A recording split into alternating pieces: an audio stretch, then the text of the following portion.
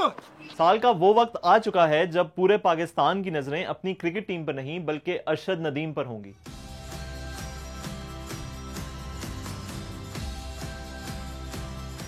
अरशद नदीम शायद उन एथलीट्स में शामिल हैं जिन्हें देखकर मेरी तरह शायद आपको भी यही ख्याल आता है कि ये करना हमारे बस की बात नहीं है।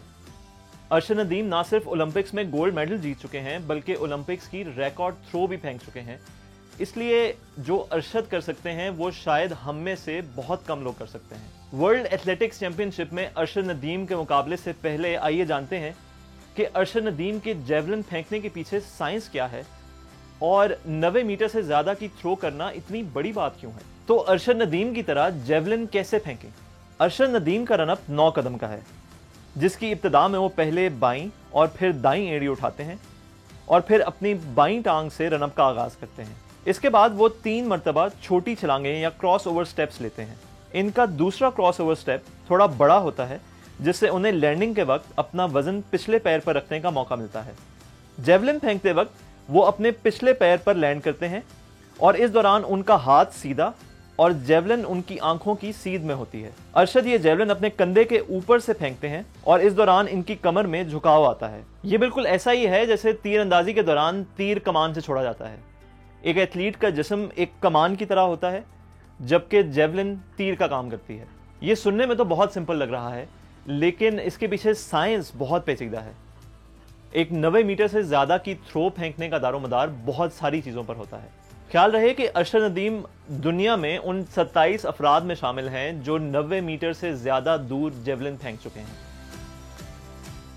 अरशद के साबिक कोच फयाज हुसैन बुखारी के मुताबिक एथलीट जो थ्रो फेंक रहे होते हैं इसका जाविया बहुत अहमियत का हामिल होता है।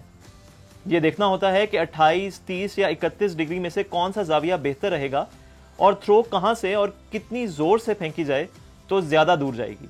इसके अलावा जेवलिन जितनी देर हवा में रहती है वो उतना फासला तय कर रही होती है।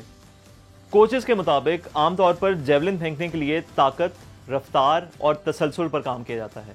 इसके लिए जेवलिन फेंकने की टेक्निक के अलावा एथलीट्स की फिटनेस भी इंतहाई अहम होती है। फयाज हुसैन कहते हैं कि दौरान ट्रेनिंग एथलीट्स को अक्सर औकात हफ्ते में हजार मरतबा थ्रोज करवाई जाती हैं। घंटों तक वेट ट्रेनिंग और एक हफ्ते में 30 से 35 किलोमीटर की दौड़ें लगवाई जाती हैं।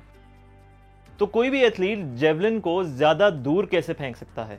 एक जेवलिन का वजन तकरीबन 800 ग्राम जबकि इसकी लंबाई 2.6 से 2.7 मीटर के दरमियान होती है। जेवलिन फेंकने की साइंस को समझने के लिए ये 5 चीजें जानना बहुत जरूरी है, जिनमें जेवलिन की रफ्तार, release height, release angle, attack angle और जेवलिन पर असरअंदाज होने वाली कुव्वतें शामिल हैं। जेवलिन फेंकने की रफ्तार तो सिंपल है, यानी जितनी तेज जेवलिन फेंका जाएगा उतनी ही दूर जाएगा। रिलीज हाइट से मुराद ये है कि एक जेवलिन को कितनी ऊंचाई से फेंका जा रहा है, जबकि रिलीज एंगल से मुराद ये है कि किस जाविये से जेवलिन को फेंका जा रहा है। इसके अलावा अटैक एंगल और जेवलिन पर असरअंदाज होने वाली वो कुव्वतें भी शामिल हैं जो इसकी रफ्तार को सुस्त कर सकती हैं। जेवलिन फेंकने की साइंस तो आपने जान ली, अब देखते हैं कि Arshad Nadeem world athletics championship में कैसा परफॉर्म करते हैं।